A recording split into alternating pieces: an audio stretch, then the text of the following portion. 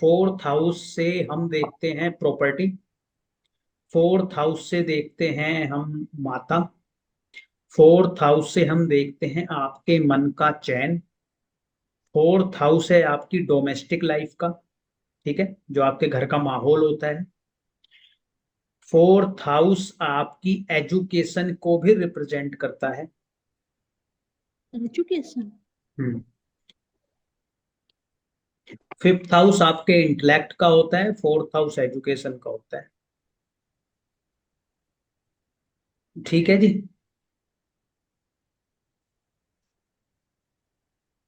देखो, जो आपके मन में जो विचार आते हैं ना, वो तीन चार जगह से आते हैं। कहाँ कहाँ से आते हैं? जब आप लॉजिकल या बुद्धि का प्रयोग करते हो तो वो फिफ्थ हाउस होता है, ठीक है। जब आपके मन में अचानक से कोई विचार आ जाता है, अननोइंगली, सबकॉन्शियस माइंड के थ्रू, वो होता है ट्वेल्थ हाउस। जो आपके मानसिक लेवल होता है, यानी कि जो आपने अपने घर के माहौल से जो आपका मानसिक सुख बना है, वो है फोर्थ हाउस। और जो टेंथ हाउस होता है, वो होता है आपकी प्लानिंग वाला पार्ट, ये वाला, जहां से आप प्लानिंग करते हो। समझ गए बात? ट्वेल्थ हाउस से अननोइंगली थॉट्स आ जाते हैं, अचानक से कोई भी थॉट आपके माइंड में पॉपअप कर जाता है, ट्वेल्थ हाउस से। फिफ्थ हाउस जब आप इंटेलेक्ट का यूज करते हो। फोर्थ हाउस जो आपके डोमेस्टिक लाइफ के थ्रू जनरेट होते हैं। जो फोर्थ हाउस आपके हृदय का भी है, आपके दिल का भी है, तो वो ये भी बताएगा कि आप दिल से किस प्रकार के व्यक्ति हैं।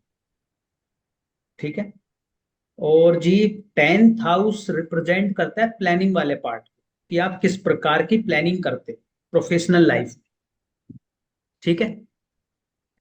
अब हमने ये देखा था, पिछली बार डिस्कशन किया था, या इन जर्नल भी, जिस भी हाउस की हम बात करें, किसी भी हाउस की बात करें, उसके सामने वाला जो हाउस होता है, वो उस हाउस को प्रभावित करता ही करता है, क्योंकि उसमें जो भी प्लेनेट बैठेगा वो सातवीं दृष्टि से उस घर को देखेगा।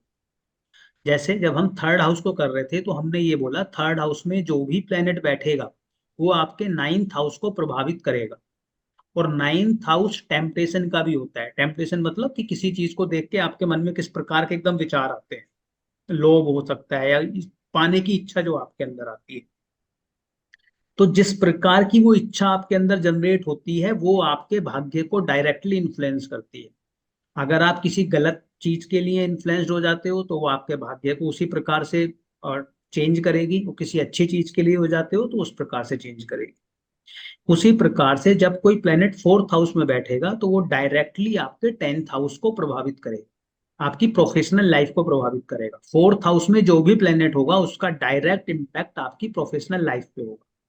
इन जनरल जब हम देखते हैं, हम कहते हैं कि जिस व्यक्ति को घर का सुख नहीं मिलता, या जिस व्यक्ति का मानसिक सुख उड़ा रहता है, वो अपनी प्रोफेशनल लाइफ पे भी पूर्ण रूप से फोकस नहीं कर पाता।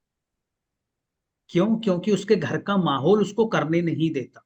उसका रीजन क्या है? फोर्थ हाउस मतलब कुछ डिस्टर्ब है, और फोर्थ हाउस डिस्टर्ब है मतलब वहां पे कोई मैलिफिक इन्फ्लुएंस है, कोई मैलिफिक प्लेनेट बैठा है, कोई ऐसा प्लेनेट बैठा है जो आपके उसके मन के चैन को सही नहीं रहने देगा। तो उसका सीधा प्रभाव किस पे आएगा? उसकी प्रोफेशनल लाइफ पे। उसी प्रकार से अगर कोई प्लेनेट फिफ्थ हाउस में बैठा है, तो वो आपके इंटेलेक्ट को बता रहा है, और वो सीधा सातवीं दृष्टि से देखता है आपके इनकम के हाउस को। तो जिस प्रकार का आपका इंटेलेक्ट होगा, उस प्रकार की आपकी इनकम भी हो सकती है, या उस प्रकार की इनकम जनरेट होगी आपकी इंटेलेक्ट के थ्रू। ठीक है। तो हमने जब धन योग किया था, तो उसमें हमने ये तो पढ़ा था कि जब फोर्थ हाउस का कनेक्शन सेकंड हाउस से बन जाता है, या इलेवेंथ हाउस से बन जाता है, तो वो आपकी प्रॉपर्टी के लिए बढ़िया हो जाता है ना? ये तो हमने कर ही लिया था, याद है ना आपको? कि हाँ। जब हमने डिस्कशन किया था कि धनी होने के क्या योग है, तो हमने कहा था कि अगर फोर्थ हाउस का संबंध आपके दूसरे घर से 11वें घर से बन जाता है, तो आपकी इनकम के लिए, या आपकी फाइनेंशियल पोजीशन के लिए वो बहुत अच्छी एक युति बन जाती है आपकी कुंडली में। यानी कि आप धनी व्यक्ति हो सकते हैं, और आपकी मल्टीपल प्रॉपर्टीज हो सकती है।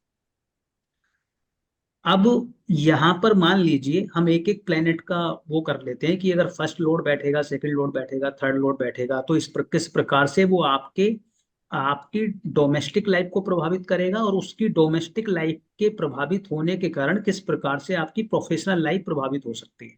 ठीक है।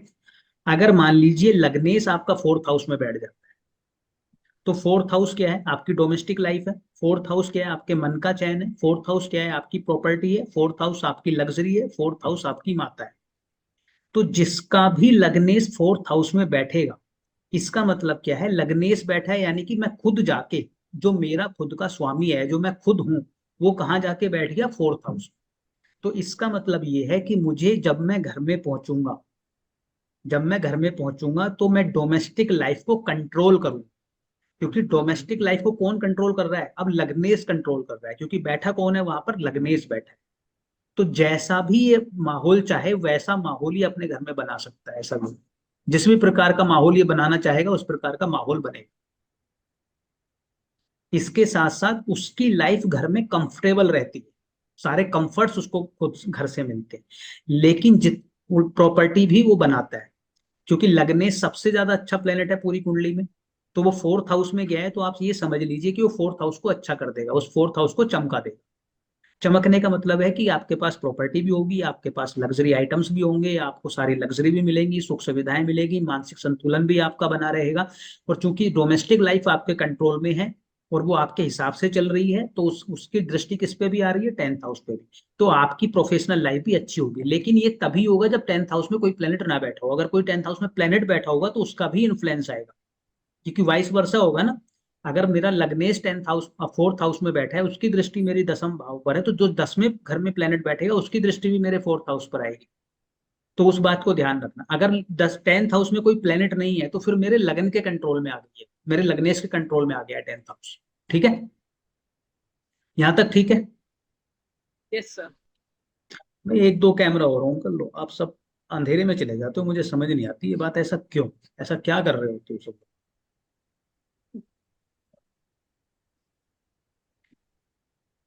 क्लियर है? अगर लग्नेश बैठेगा तो क्या होगा?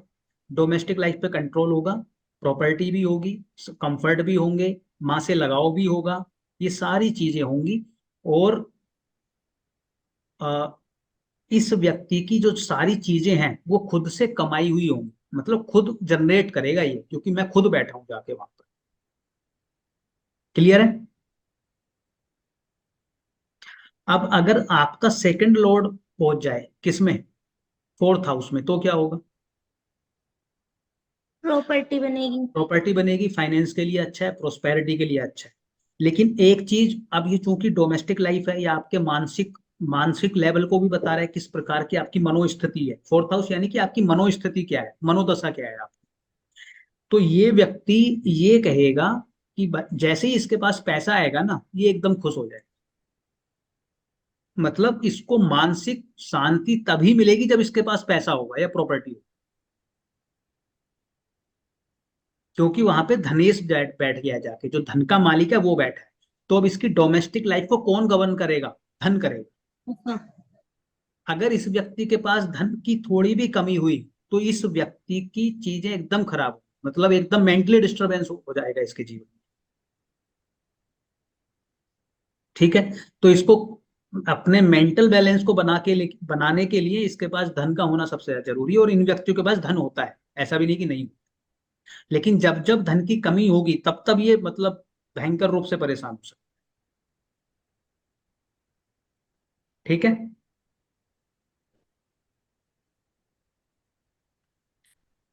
थर्ड लॉर्ड अगर आपका फोर्थ हाउस में बैठेगा तो क्या करेगा?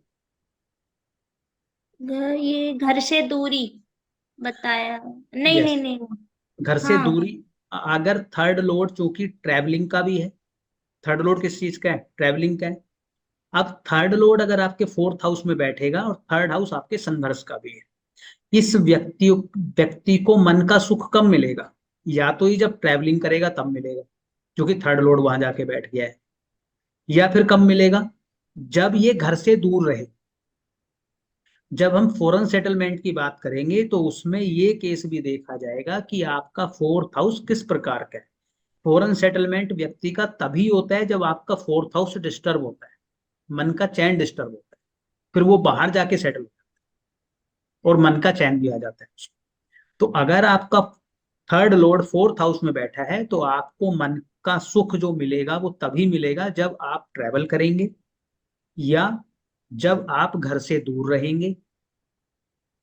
और इसका सीधा इम्पैक्ट आपकी प्रोफेशनल लाइफ में इस प्रकार आएगा कि आपकी प्रोफेशनल लाइफ अगर ट्रैवलिंग से कुछ जुड़ी हुई हुई, या आपकी प्रोफेशनल लाइफ में कुछ ट्रैवलिंग हुआ, तो वो अच्छी चलेगी।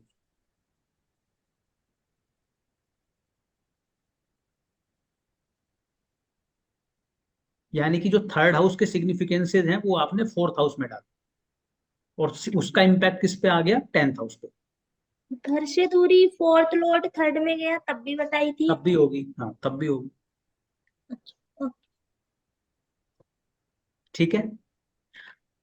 अब अगर आपका फिफ्थ लॉर्ड, अच्छा दूसरा और है, तीसरे घर का आप ये भी कह सकते हो कि ये व्यक्ति के जो मन का सुख है वो इसके छोटे भाई बहन भी गवर्न कर सकते हैं, या इनकी डोमेस्टिक लाइफ में उनका इंटरफेयर हो सकता है।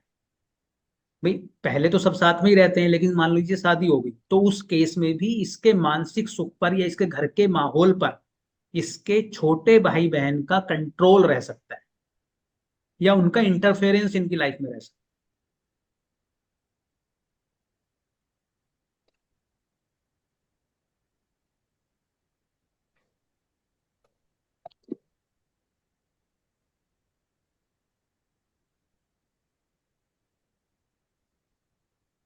फोर्थ लॉर्ड फोर्थ हाउस में तो इंडिपेंडेंट हो गया, हर चीज के लिए अच्छा है, तो इसमें तो कोई इंटरफेरेंस किसी का रहेगा ही। क्या? अब fourth Lord fourth. Fourth house में तो इंडिपेंडेंट हो गया ना, किसी को और का कंट्रोल नहीं है आपके मानसिक सुख पे, आपका स्वयं का कंट्रोल है, वो किसी के आदमी नहीं, कोई और इन्फ्लुएंस नहीं करेगा उसको। धन के उसमें भी नहीं है। नहीं, किसी भी एंगल से नहीं ना, वो तो अपने में स्वतंत्र है। आपकी दृष्टि से किसी से इन्फ्लुएंस हो जाएगा वो अलग बात है, लेकिन अगर दृष्टि से किसी प्रकार से अगर उस पर कोई प्रभाव नहीं आ रहा है, इसका मतलब है वो स्वतंत्र है, तो आप मानसिक रूप से अच्छे रहे। Fourth Lord in fourth house best placement होगी ना, अपने घर का मालिक अपने ही घर में बैठा है, तो प्रॉपर्टी वॉपर्टी हर चीज के लिए वो बेस्ट हो।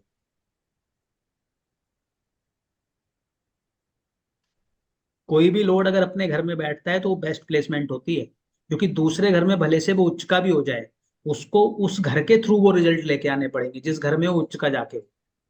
और अपने ही घर में बैठा है तो उस घर के रिजल्ट वो उसी घर के माध्यम से ले जाएगा। ठीक। फिफ्थ लॉर्ड अगर आपका फोर्थ हाउस में बैठा है तो क्या होगा, एक आपको हाईली इंटेलिजेंट बनाएगा, नंबर वन। बच्चों का। बच्चों का प्रभाव सीधे आपके डोमेस्टिक लाइफ पे रहेगा।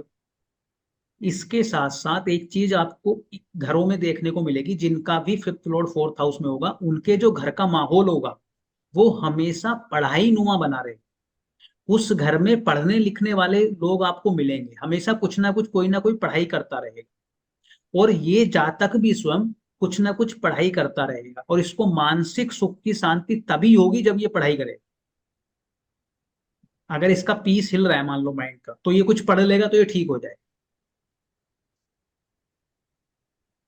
क्योंकि इसके मानसिक सुख जो है वो किससे गवर्न हो रहा है, वो हो रहा है फिफ्थ हाउस से। फिफ्थ हाउस क्या है, आपका इंटेलेक्ट है, आपकी एजुकेशन को निर्धारित भी करता है।